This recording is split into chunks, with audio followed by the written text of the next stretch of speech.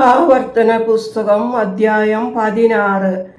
ദൈവമേ, നിന്റെ വേദപ്രമാണത്തിൽ അടങ്ങിയിരിക്കുന്ന അത്ഭുത കാര്യങ്ങളെ കാണുവാൻ എൻ്റെ ഉൾക്കണ്ണുകളെ പ്രകാശിപ്പിക്കണമേ.